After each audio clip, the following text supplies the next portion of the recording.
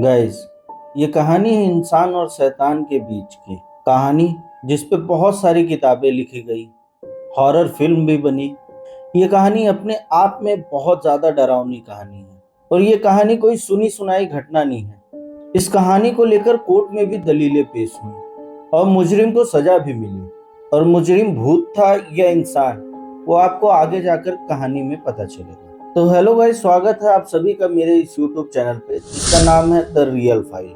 कहानी की शुरुआत होती है अमेरिका के एक छोटे से स्टेट से जिसका नाम कैटिकट है। और उस कैटिकट स्टेट पे बहुत सारे छोटे छोटे शहर हैं, जिनमें से एक शहर जिसका नाम ब्रुकफिन।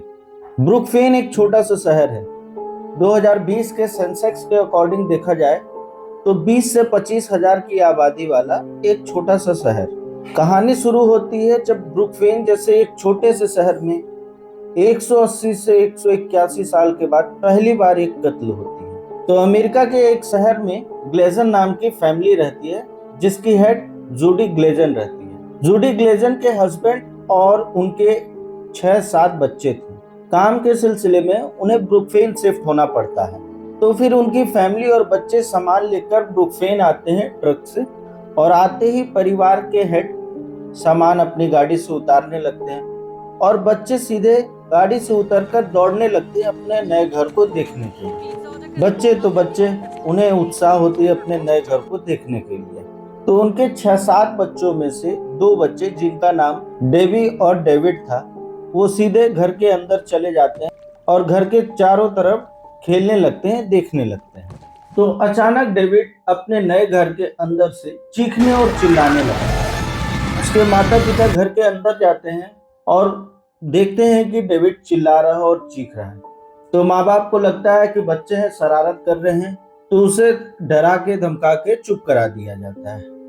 तो उस समय डेविड चुप हो जाता है। फिर थोड़ी देर में डेविड उसी तरीके की हरकत दोबारा करने लगता है, लेकिन इस बार थोड़ा जोर से चीखता है और चिल्लाता है और इस बार रोने लगता है। माँ बाप फिर उसके पास जाते हैं, उसे चुप कराते हैं और सिचुएशन को थोड़ा नॉर्मल करते हैं और फिर वो लोग अपने काम में लग जाते हैं। उसी तरीके से रात हो जाती है, पहली रात होती है, सारे लोग काम करके थक जाते हैं, वो लोग जाकर सो जाते हैं। अचानक से रात को फिर से डेविड उसी तरीके की हरकत करने लगता है, चीखता है, चिल्लाता है और रोने लगता है। फिर उसके माँ बाप डेविड के पास जाते हैं।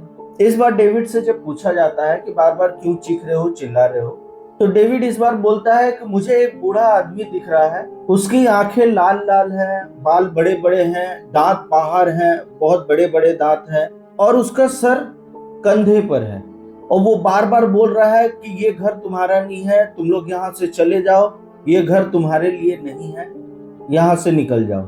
उस समय डेविड के माँ बाप को लगता है डेविड अपना पुराना जगह छोड़कर आया है, अपने पुराने दोस्तों को छोड़कर आया है, तो हो सकता है डेविड शैतानी कर रहा हो, अपने पुराने जगह अपने दोस्तों को मिस कर रहा हो तो जाने के लिए। तो फिर सिचुएशन को उसके माँ बाप नॉर्मल करते हैं। अगली सुबह फिर से सेम सिचुएशन होती है। इस बार डेविड जब चीखता है, चिल्लाता है, तो डेविड की आवाज चली जाती है।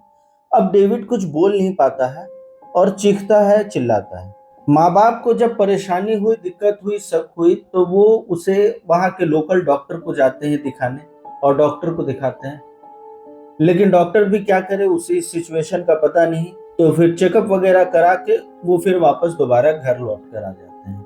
इस बार जब डेविड सोता है तो चीखता चिल्लाता तो था ही, लेकिन इस बार लैटिन लैंग्वेज में कुछ बोल रहा था, बुदबुदा रहा था। माँ बाप को शक हुई, माँ बाप डर गए, क्योंकि उन्हें लगा डेविड लैटिन लैंग्वेज में कैसे बोल रहा है, वो तो सिर्फ इंग्लिश जानता है।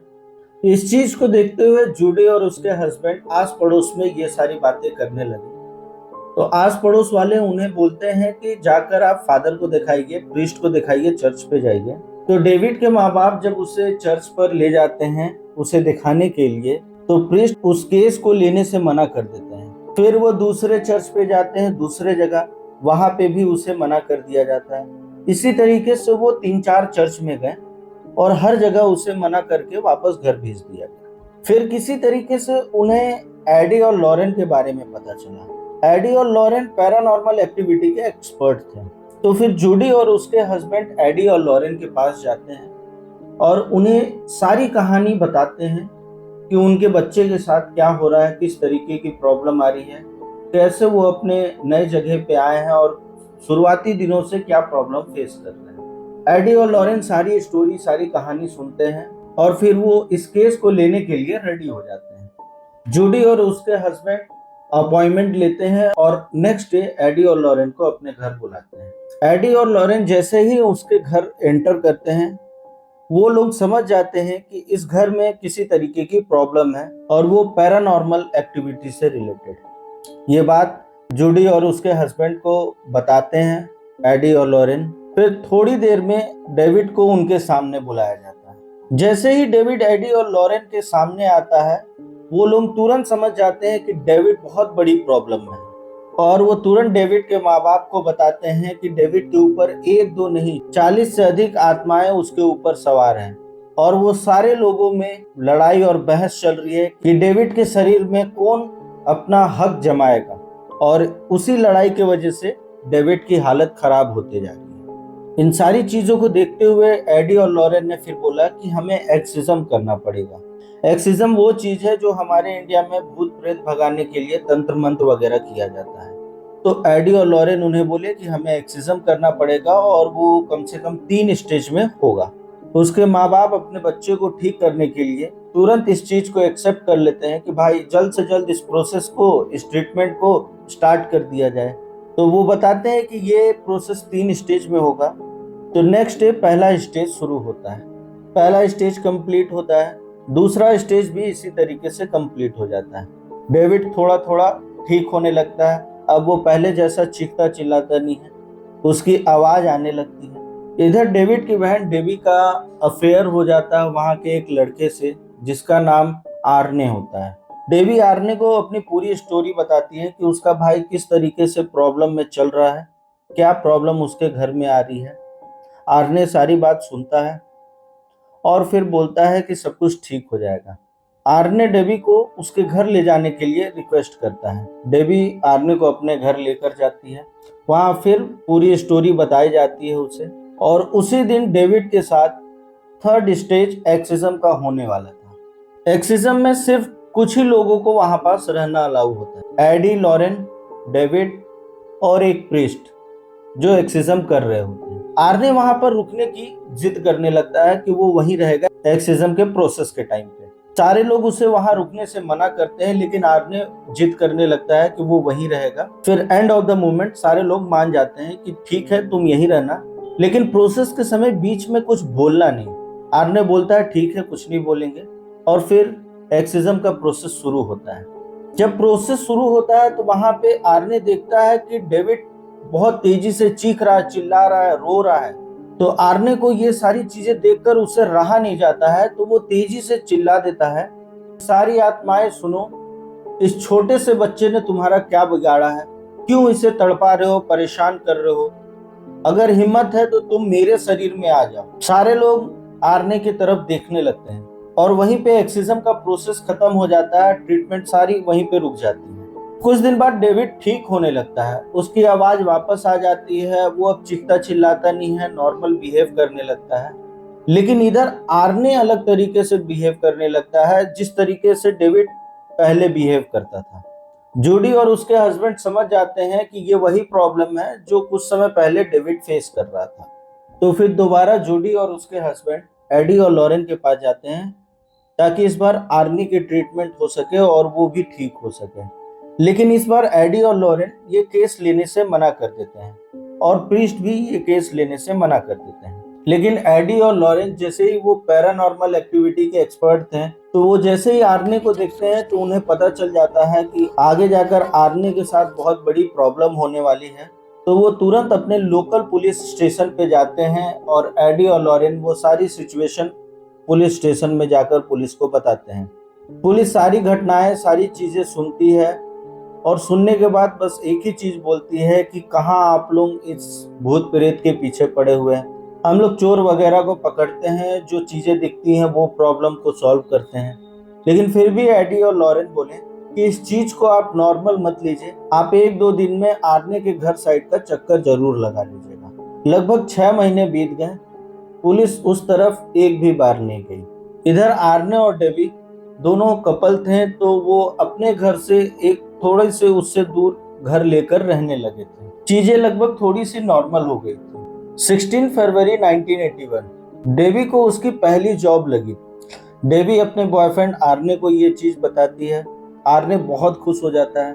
उसकी जॉब पेट शॉप में एज ए केयर टेकर लगी थी। जॉब का पहला दिन था, तो आर्ने बोलता है कि मैं तुम्हारे साथ चलता हूँ और शाम को वहीं से हम लोग डिनर करने चलेंगे। डेवी बोलती है ठीक है। वो लोग घर से निकलते हैं और घर से निकलते ही थोड़ी देर बाद डेवी का पुराना वही घर आता है जहाँ पे उसकी फैमिली रहती है। डेवी और आर्ने सोचते हैं क्यों ना इस खुशखबरी को डेवी के पूरे परिवार के साथ शेयर किया जाए। तो वो लोग जाते हैं वहाँ और अपने पूरे फैमिली वाले को इस जॉब के बारे में बताते हैं। सारी ग्लेजन फैमिली डेवी की ये जॉब सुनकर बहुत ज्यादा खुश होती है और फिर वो लोग भी डिसाइड करते हैं कि हम लोग भी साथ में चलते हैं और शाम को वहीं से डिनर करने जाएंगे। तो फिर सारे लोग डेवी को छोड़ने के लिए उसके शॉप पर जाते हैं। ऑनर आते हैं और बाहर उनका बहुत अच्छे से वेलकम करते हैं और उन्हें अपने शॉप के अंदर बुलाते हैं। सारे लोग शॉप के अंदर बैठते हैं और बातचीत शुरू होती है। उधर डेवी की एक छोटी बहन थी, उसका नाम मैरी था। सारे लोग एक साथ बैठते हैं और अचानक से सारे लोग देखते हैं डेवी की एक छोटी बहन जिसका नाम मैरी था, उसे ऑनर बहुत देर से बहुत अलग तरीके से घूर रहा है। इस चीजों को देखते हुए सारे लोगों में अचानक से बहस शुरू हो जाती है और सब एक दूसरे के साथ बहस और झगड़ने लगते हैं। ये सारी चीजें आर्ने साइड में खड़ा देख रहा था। अचानक से आर्ने को गुस्सा आता है और वो हवा में कूदकर सीधे ऑनर के सीने पर चढ़ जाता है। उसके पॉकेट में एक चाकू रखा था। उस पॉकेट से चाकू निकाल के एक एक कर लगातार 5 बार उसके सीने पर करता है और ऑनर की ऑन द स्पॉट डेथ हो जाती है। ये 181 साल बाद पहली कत्ल थी जो ब्रुकफिन जैसे शहर में हुई थी। सारे शहर में इस चीज का हल्ला हो जाता है। पुलिस आती है। डेवी और उसके सारे फैमिली वापस अपने घर चले जाते हैं और आर्ने भी उनके साथ चला जाता है। पुलिस मौके पे आती है, देखती है और लोग बताते हैं कि ये कत्ल किसने किया।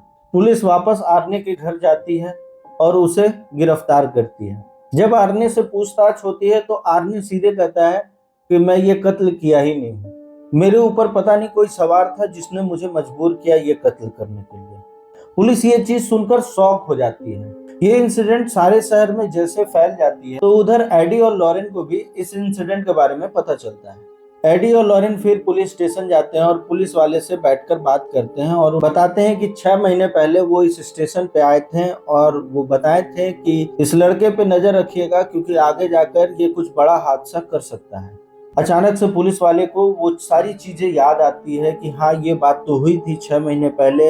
एडी और लॉरेन उनके पास आए थे और ये सारा सिचुएशन उन्हें बताए थे। वही लोग थे जो यकीन नहीं किए थे। खैर फिर भी पुलिस आर्ने को अपने पास रखती है और अगले दिन कोर्ट में उसे पेश करती है और यहीं से शुरू होता है अमेरिका की पहली केस जो इंसान और शैतान के बीच की लड़ाई थी। जब आर्ने जज के सामने आता है और उससे पूछा जाता है कि क्या ये मर्डर तुमने किया है, क्या ये कत्ल तुमने किया है, तो आर्ने कोर्ट में खड़ा होकर सीधे बोलता है कि कत्ल भले ही मेरे हाथों हुई है लेकिन कत्ल करने वाला मैं नहीं हूँ। पूरी कोर्ट और जज ये बयान सुनकर हैरान हो जाते हैं और जज सोचने लगता है कि आखिर सजा दूं तो इसे किस चीज पे दूं। ये तो बोल रहा है कि कत्ल मैंने किया है, ये एक्सेप्ट कर रहा है कि कत्ल मैंने किया है, लेकिन ये भी कह रहा है कि ये कत्ल इसके अंदर कोई आत्मा थी उसने करवाया है, तो सजा दे तो किस बेसिस पे दी जाए। और उसी के साथ साथ पुलिस वाले भी 6 महीने पहले उनके पास जो भी जानकारी आई थी इस केस से रिलेटेड वो भी जज को बता रहे थे। उस चीज को भी सुनकर जज हैरान था कि आखिर फैसला दिया जाए तो किस चीज पे दिया जाए। इस चीज को क्रॉस चेक करने के लिए एडी और लॉरेन को भी कोर्ट में बुलाया गया, लेकिन एडी और लॉरेन कोर्ट में इन सारी बातों को रखने से मना कर दिया, वो कोर्ट नहीं आए। फिर कोर्ट पैरानॉर्मल एक्टिविटी को साइड में रखते हुए सबूतों और गवाहों के ऊपर आर्ने को सजा दी और उसे 25 साल की सजा दी गई। फिर 25 साल बाद आर्ने वापस डेवी के पास लौट कर आया। कुछ ही दिनों में आर्ने और डेवी एडी और लॉरेन के ऊपर केस फाइल किए। उन्होंने केस फाइल किया कि डेविड और आर्ने के ऊपर उन्होंने स्टोरी बनाकर एक किताब लिखी और पब्लिक को पूरी स्टोरी शेयर की और उससे बहुत सारे पैसे कमाए। एड और लॉरेन को इस चीज पे केस लड़नी पड़ी और इधर आर्ने की जगह चेंज होने की वजह से जेल से वापस आया तो पूरी तरीके से वो ठीक हो चुका था। तो गाइस ये थी वो स्टोरी जो अमेरिका के इतिहास में अमेरिका में पहली बार लड़ी गई थी इंसान और शैतान के बीच की लड़ाई। वो लड़ाई जो कोर्ट तक जा चुकी थी और इस पे फैसले भी सुनाए गए। और ये एक सच्ची कहानी जिसके ऊपर मूवी बनी है और वो मूवी कोई और नहीं, कंजूरिन है। तो आज के लिए इतना ही, मिलते हैं आपसे अगले वीडियो में। अगर आपको ये स्टोरी अच्छी लगी हो तो प्लीज लाइक करें, कमेंट करें, सब्सक्राइब करें और कमेंट में जरूर बताएं कि आपको ये स्टोरी कैसी लगी। और आपके पास भी अगर ऐसी स्टोरी हो तो डिस्क्रिप्शन बॉक्स में मेरी मेल आईडी है, प्लीज अपनी स्टोरी जरूर शेयर करें। यहाँ तक बने रहने के लिए आप सभी का धन्यवाद।